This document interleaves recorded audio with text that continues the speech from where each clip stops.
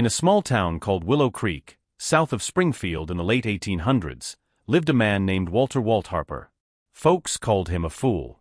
He wasn't born that way, mind you, he was a regular guy once.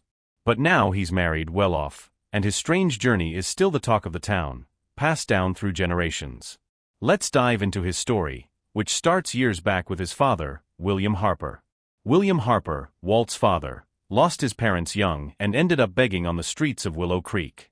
A local farmer, Old Man Lucas, took pity on him.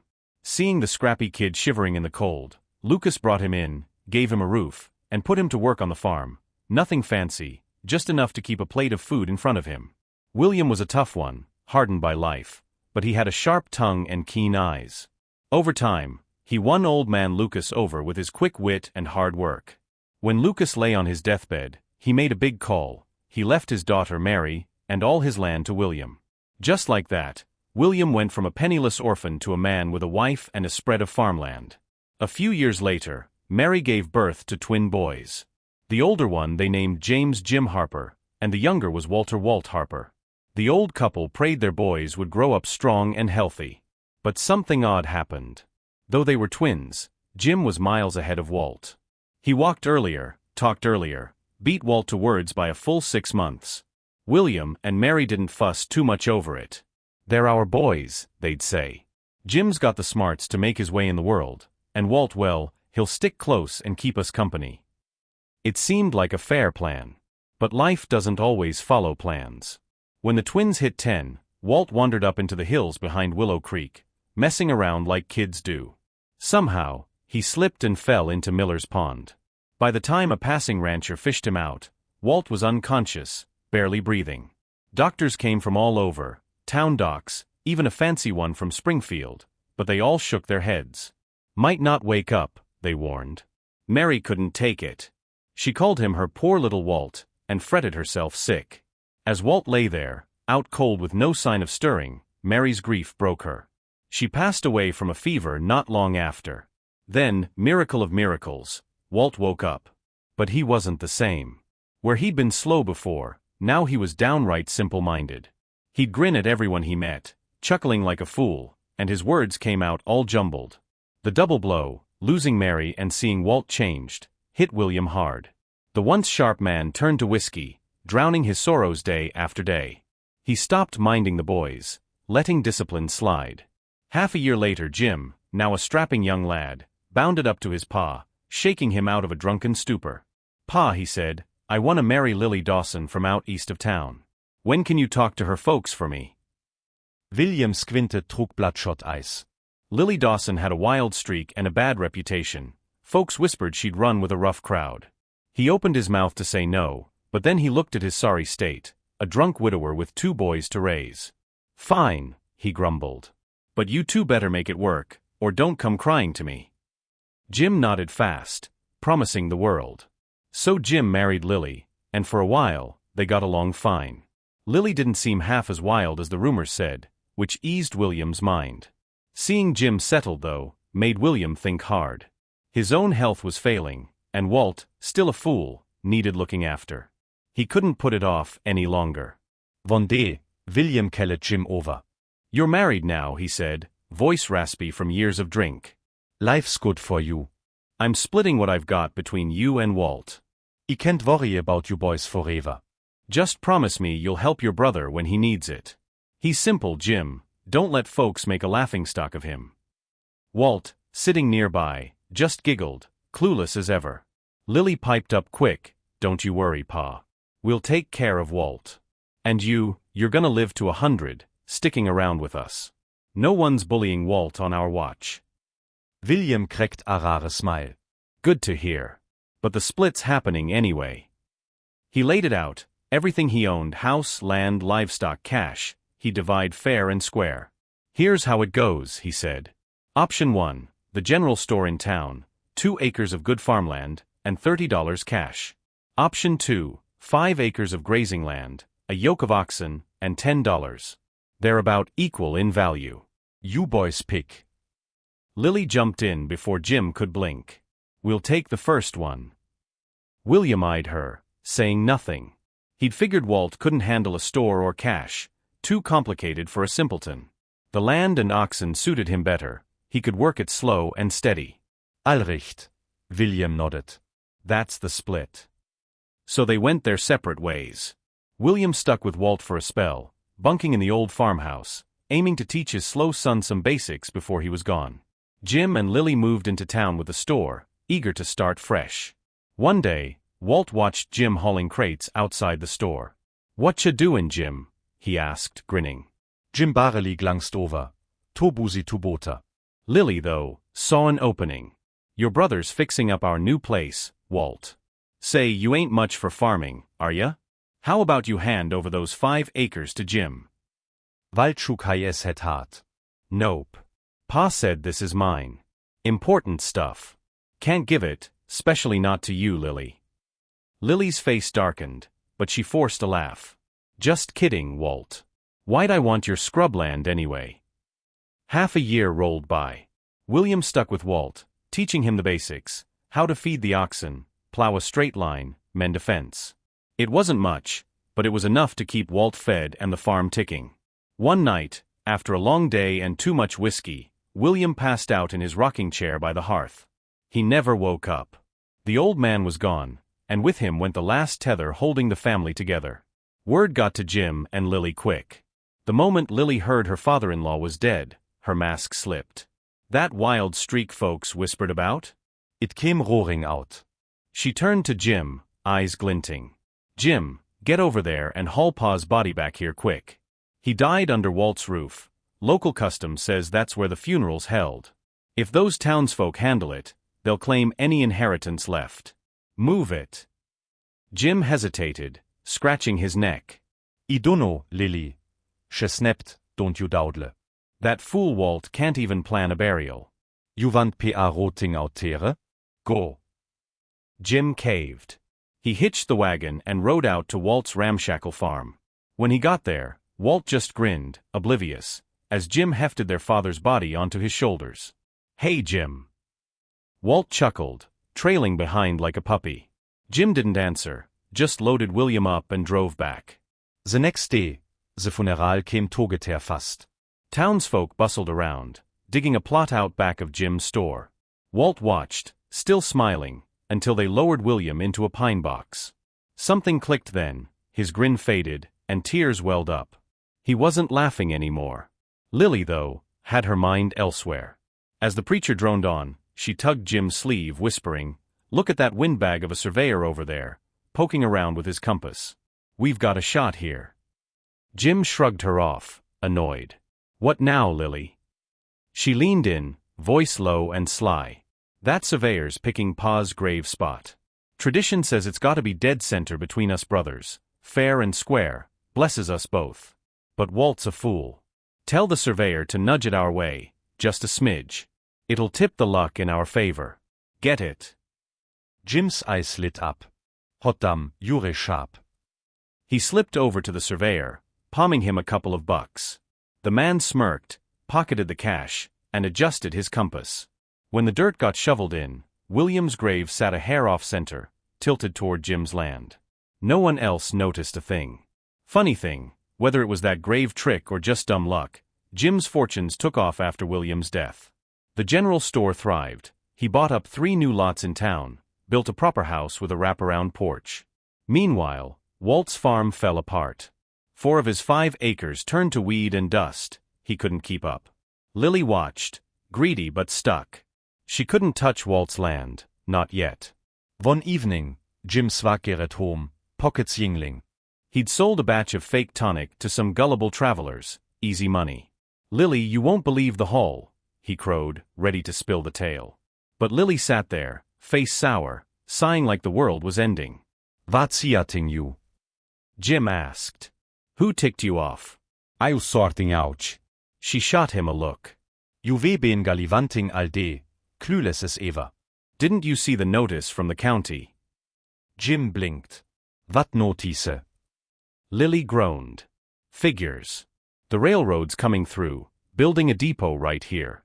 They're buying up land at $80 an acre. 80. But they picked Walt's 5 acres, not ours. You hear me?" Jim's jaw dropped. $80 an acre? That's a fortune. Let's swap with Walt, our 2 acres for his 5. Easy fix. Lily rolled her eyes. You think I didn't try? I went to that fool before you got back. Offered to rent it, buy it, anything, he won't budge. Says, Pa gave it to me, can't give it up, specially not to you. Stubborn as a mule. It's maddening. Jim paced, fuming. Walt might have been slow, but he clung to that land like a lifeline. We're talking big money here, Jim muttered. Enough to set us up for life. We can't let it slip. Lily's eyes narrowed. I've got an idea. Takes guts, though. Jim froze. What are you cooking up? She beckoned him close, whispering, I know a guy. Jim's mouth went dry, but he nodded slow. All right. Do it. That fool's land could make us rich. Worth it, even if he don't see another sunrise. Next morning, Jim was up at dawn, whistling like nothing was wrong. He grabbed a roasted chicken from the stove and marched out to Walt's place. Walt was sprawled on his porch, dozing, when Jim clapped him on the shoulder. Hey, little brother. Walt jolted awake, grinning ear to ear. Jim. You're here. Jim forced a smile. Brought you something tasty. Look at this chicken, ain't it a beaut? Walt's eyes went wide, drool pooling at the corner of his mouth. Say, Walt, Jim went on, casual as can be, could you do me a favor? Remember Miller's Pond, 7 miles east? Where you fell in as a kid? Walt nodded, slow and earnest. Yeah, I 'member. Jim grinned wider. Good. There's this herb grows out there, soregrass. Lily's got a bad leg lately, and I'm swamped. Could you hike out and pick some for me? It'd help her tons. Walt bobbed his head, all eager. I know soregrass. I'll go. Jim clapped him again. Attaboy. Eat up first, fill your belly, then head out. Walt tore into the chicken, grease smearing his chin, then wiped his hands on his shirt and stumbled off toward the pond. He got there all right, poking through the reeds, dead serious about finding that soregrass for Lily. He was bent over rummaging when bam! A boot slammed into his back. Walt hit the dirt, gasping. A masked figure loomed over him, yanking him up by the collar. The man's hand shook as he pulled a knife, aiming for Walt's chest. Walt flailed, scared witless, and hollered, Who are you? The knife froze mid-air. The mask slipped, and the guy laughed, shaky. It's me, Walt. Tommy Miller. Don't you remember? We were kids, 10 years old, messing by this pond. I fell in, you jumped after me. Saved my hide. Walt squinted, gears turning slow. Tommy. Tommy nodded, sheepish. Yeah. I climbed out over you, but you sank.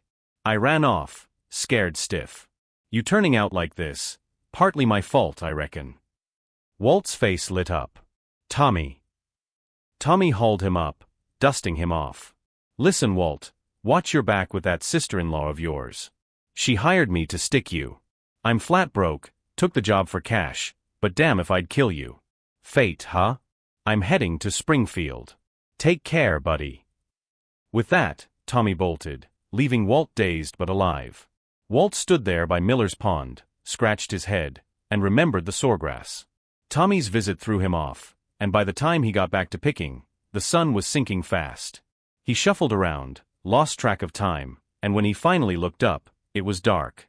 With a fistful of soregrass and no sense of direction, he started walking, straight the wrong way. Instead of heading back to Willow Creek, he stumbled toward Springfield, the nearest big town, all lit up with gas lamps and bustling streets.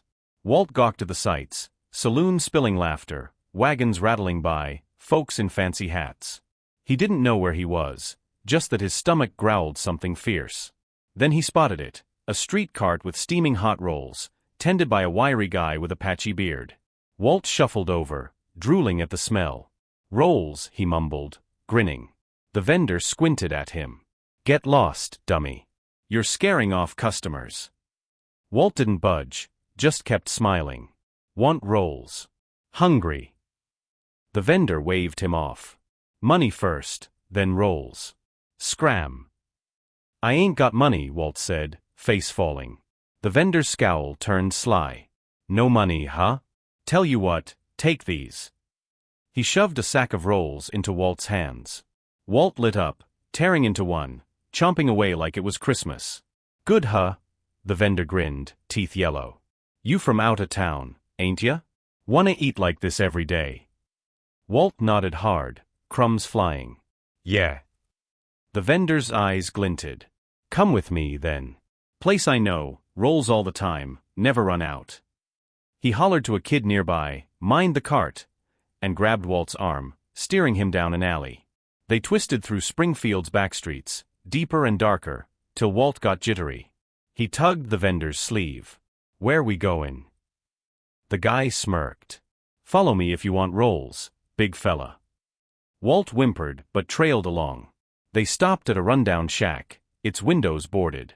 The vendor rapped on the door, 3 sharp knocks. A creak, and it swung open. A burly man with a scarred face peered out, sizing Walt up. The vendor leaned in, muttering low, then stepped back as Scarface tossed him a coin pouch. The vendor bolted without a word. Walt started after him, but Scarface grabbed his collar and yanked him inside. What's this? Walt yelped, flailing. Scarface chuckled, deep and mean. Taking you to paradise, boy. 2 goons nearby snickered, shoving Walt into an iron cage. Inside, a handful of ragged men stared at him, wide-eyed and twitchy. Hi, fellas, Walt said, waving. No one answered. He scratched his head and sat down, still clutching his half-eaten roll. Turns out, that roll vendor was a scout for a Springfield gang, lowlifes who snatched drifters, immigrants, anyone desperate or dumb enough to follow. They'd sell him off to mines, railroads, or worse. Walt, simple as he was, didn't clock it. He'd been lured in with bread and locked up tight. But here's the thing, they fed him. 3 squares a day, grits, beans, sometimes a scrap of meat. Walt figured it wasn't half bad. He'd eat, grin at the others, and settle in like it was home. The cage emptied out slow, men hauled off one by one, but new faces kept showing up, so Walt didn't think much of it. One day, a guard slid Walt's grub through the bars and snarled, Eat, eat, eat. You're a damn hog, stuffing your face more'n anyone. Useless fool, no one's buying you. You're costing me a fortune. He kicked the cage, rattling it. Walt rubbed his head, grinning up at him. Sorry, mister. The guard's face twisted, fist raised to teach him a lesson, when another voice cut in. Lay off, Hank. No one wants the big lug anyway. Stick him with the skinny one, let him earn their keep. Beats feeding him for nothing. The guard grunted. Fair point. He unlocked the cage, dragged Walt out, and shoved him into a shed. Hey, Skinny. Watch this idiot, he barked. A scrawny figure shuffled over, pale, quiet, with sharp eyes under a mop of dark hair. Yes, sir, they mumbled, nodding quick. Once the guards cleared out, Skinny knelt by Walt, helping him up. Walt grinned wide. Hiya. Skinny blinked, then cracked a small smile. They worked together after that, odd jobs around the gang's hideout, sweeping, hauling slop, cleaning the cages. Skinny taught Walt tricks, like how to scrape muck without smearing it on himself.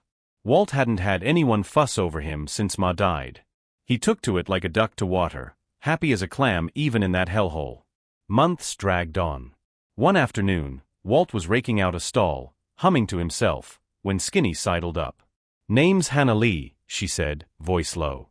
What's yours? Walt scratched his noggin. Walt Harper. Hannah nodded, then leaned closer. You want to get out of here, Walt? He tilted his head, puzzled. Hannah's eyes flicked around, checking for guards. I've been planning it for ages, digging a way out. I'm taking you with me. You in? Walt's face scrunched. You're going? I'll go where you go, Hannah. Her eyes softened, tearing up a bit. She ruffled his hair. All right, you big lug. We're a team now. That night, while the gang dozed and the food cart rolled in, Walt played his part. He staggered out of the shed, wailing loud enough to wake the dead. Ow. Help. The guards bolted over, cursing. What now, you oaf? One snapped, raising a stick. Before he swung, another yelled, Fire! The shed's burning. Smoke curled up, fake, but they didn't know that. The guards tore off to check, leaving the yard clear. Hannah darted out, grabbed Walt, and pulled him to a loose board in the wall. She'd scratched out a tunnel over months, inch by inch. "Crawl, Walt, fast," she hissed. They squirmed through, dirt in their teeth, till they hit open air. Hannah scanned the dark, grabbed Walt's hand, and ran. Behind them, the gang figured it out. Shouts echoed, boots thumped. Walt's legs wobbled. He hadn't run this hard in years. Hannah panted, "Keep going." Voices closed in. "Help!" she screamed. "Somebody help!" Walt joined in, "Help!" A lantern bobbed nearby, 2 Springfield deputies on patrol. They charged over, guns drawn, and collided with the gang's muscle. "Hold it!" a deputy barked. The lead thug smirked. "Just a family matter, officers. These 2 stole from me. Old man Grady'll vouch for us." The deputy shrugged. "Grady's word's good. Sort it yourselves." He turned to leave. The deputies were about to walk off, leaving Walt and Hannah to the gang's mercy, when Walt hollered, "I ain't a thief." "No." His voice, loud, raw, and honest, stopped one of the lawmen cold. "Wait," the deputy snapped, spinning back. He squinted at Walt, then at the thug. Another figure stepped from the shadows, a young deputy with a scar over his brow. "Hold up, boss," he barked. "That's Walt Harper, I know him. Saved my life years back. He's no crook, just a good-hearted fool. Something's fishy here." The lead deputy, a grizzled man named Sheriff Lott, scowled at the younger one. "You sure, Tom?" Tom nodded fast. "Dead sure. This is Walt. He pulled me out of Miller's Pond when we were kids. I'd be drowned without him." Sheriff Lott grumbled, then whispered to Tom, "This runs deep, boy. Grady's got pull. We can't stir this pot easy." Tom squared his shoulders. "I ain't budging, boss. Walt's my savior. If he's in trouble, I'm settling it." He yanked his revolver free and charged the gang, shouting, "Let him go." Turns out, this Tom was Tommy Miller, the same kid Walt saved, now a deputy after drifting to Springfield for work. The gang's leader sneered, waving his men forward. "Take 'em." A brawl erupted, fists, knives, dust flying. Hannah yelled, "Tom, they're traffickers. Don't let 'em loose." Sheriff Lott cursed under his breath. He knew the gang's ties to bigwigs like Grady, but the truth was spilling out now. "Damn it," he muttered, then pulled a signal flare from his belt. With a sharp crack, he fired it skyward. A blazing streak lit half the town. Backup was coming. The gang hesitated, eyes darting as more lanterns bobbed closer. Springfield's night watch poured in, 10 men strong, swarming the thugs. The leader spat, "Lott, you'll regret this." But his crew scattered, nabbed one by one. Walt clung to Hannah, dazed but safe.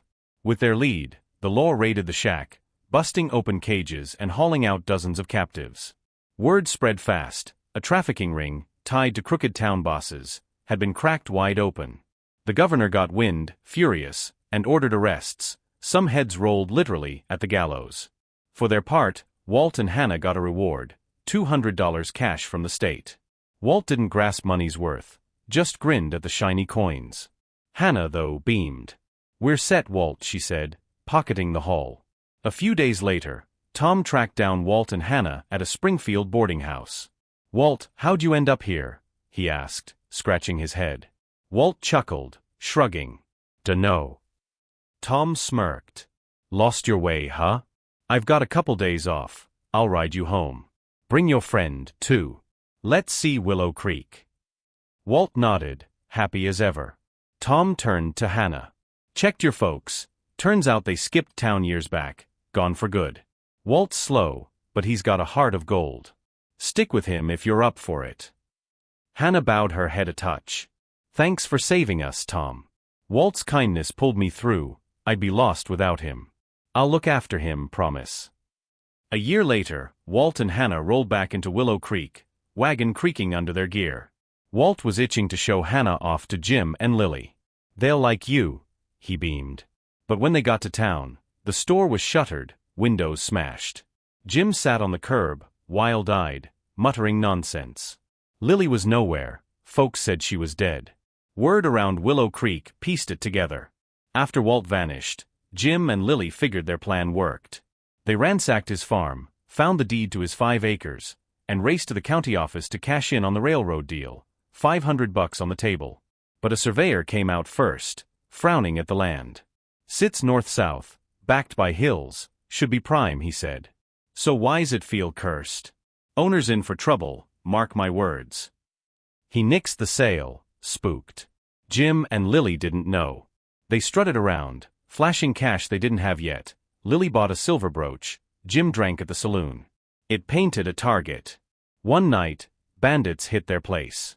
Lily cursed them out, loud and mean, till they found no loot. Furious, they beat her, used her, then slit her throat. Jim saw it all, snapped clean in half, turned into a raving lunatic, wandering town, spilling the tale. Folks nodded, half sad, half satisfied. Walt dodged a bullet, they'd say. Tom dug into it, piecing the mess together with locals. He helped Walt reclaim his farm, house, land, all of it. That surveyor came back, muttering about bad vibes from William's off-kilter grave. Reckon it hexed the wrong kin, he said, then fixed it proper, shifted the headstone square. The railroad bought Walt's acres after all, handing him and Hannah a fat stack of cash. They built a snug cabin, settled in, and lived easy. Hannah saw Jim one day, babbling by the creek, and her heart twinged. He's Walt's brother after all, she told him. Can't leave him like this. Walt nodded, trusting her call. They took Jim in, fed him, cleaned him up. The town buzzed. Walt and Hannah, paying evil with good, became a local legend. A year on, Hannah had a baby girl, and their little family thrived, happy as could be. Well, folks, Nancy Thompson's voice chimed, wrapping up, that's Walt Harper's tale. From fool to folk hero, all cause of a pure heart. Stick around, next time, I've got another yarn for you, a drifter in the Ozarks, sneaking into a widow's cabin at midnight, nearly meeting his maker. You won't want to miss it. Luke Weaver grew up in a holler Leadville, Missouri, a speck of a town in the Ozarks. His pa, Amos, and ma, Clara, raised him decent, but Luke had a wild streak.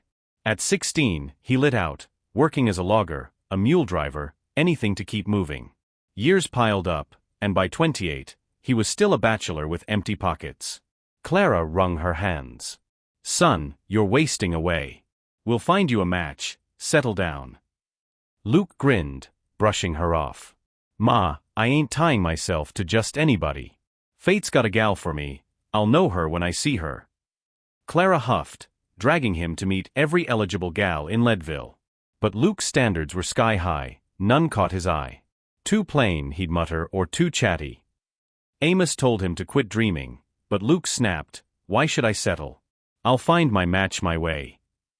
Fed up with the nagging, he hitched a ride with a trader headed south, aiming to make a buck in the bustling towns along the Arkansas border.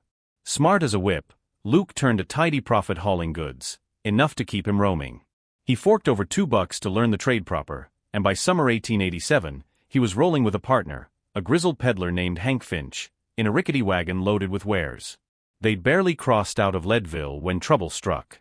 Deep in the Ozark woods, a gang of outlaws, bearded, mean, and armed to the teeth, sprang from the pines. Luke and Hank didn't stand a chance. The bandits took everything, goods, wagon, even the horses. Left with nothing but the shirts on their backs, the pair trudged back toward town. Then the sky opened up, a downpour soaked them to the bone, turning the trail to mud. Shivering and cursing, Luke spotted a flicker of light through the trees, a cluster of cabins nestled in a hollow. They slogged over and banged on the nearest door. It creaked open, revealing a young woman, tall, with auburn hair and eyes like a storm. Luke caught his breath. Hank just gaped. Name's Luke Weaver, he stammered. We're soaked, robbed blind a ways back. Can we dry off here? She studied them, then nodded. Come in. Name's Ruby Hale. She ushered them inside, where a fire crackled under a rough-hewn roof. Ruby was a stunner, no doubt, but Luke kept his eyes down, shy as a schoolboy. Hank, though, couldn't stop staring. Ruby stoked the fire and handed over a stack of cornbread. Warm up, she said, voice cool. Luke and Hank wolfed it down, mumbling thanks. Curiosity got the better of Luke. Ruby, ma'am, mighty kind of you. What's your story? Living out here alone. She fixed him with a hard look. Parents, Tom and Eliza Hale, passed early. I manage on my own. It's no trouble letting you dry out, but don't make it more 'n that. Her tone said keep your distance, and Luke nodded quick, heart thumping. Hank, meanwhile, smirked to himself, wheels turning. The rain pounded on, and dusk settled thick. We're from Leadville, Luke said, wiping crumbs off his chin. Too far to hoof it back tonight. Robbers took our rig. Could we bunk here, just till morning? Ruby's face didn't shift. Plenty of room. I don't get folks crashing through often. Stay as you need, but I don't abide mess. And my room's off limits. Step in there, and you'll wish you hadn't. Yes, ma'am, Luke and Hank chorused, hands up like they'd sworn an oath. She led them to a spare shack out back, clean, with straw mattresses and a shelf of old books. Luke grabbed one, flipping pages to pass the time, while Hank paced, stealing glances at Ruby as she locked up her cabin tight. Night fell, rain easing to a drizzle. Hank prowled the yard, restless, then crashed early. Luke read by candlelight, yawning over tales of pioneers, till a thought jolted him awake. Those outlaws ain't far off. What if they track us here? And Ruby, alone pretty as she is, they might not stop at robbing. He bolted up, heart racing, and crept to Ruby's door. Miss Ruby, he whispered. You awake? Got something urgent. A rustle inside. Luke, that you? Speak up, I ain't opening. Her voice was sharp, alert. Yes'm, he said. We got jumped today, bandits, not far from here. I'm worried they'll come sniffing around. You gotta be ready if they do. A pause, then, appreciate it, Luke. I'm set, been ready for trouble a while. Go sleep. Relieved, he shuffled back, muttering, good she's on guard, and hit the sack. Hank, though, wasn't sleeping. He'd heard every word, and seen Ruby's grace. Lust lit his eyes. When Luke's snores filled the shack, Hank slipped out, silent as a fox, and tiptoed to Ruby's room. Hank eased Ruby's door open. No lock could stop a man like him. A sweet scent wafted out, lavender maybe, but the room was empty. Bed made, no Ruby.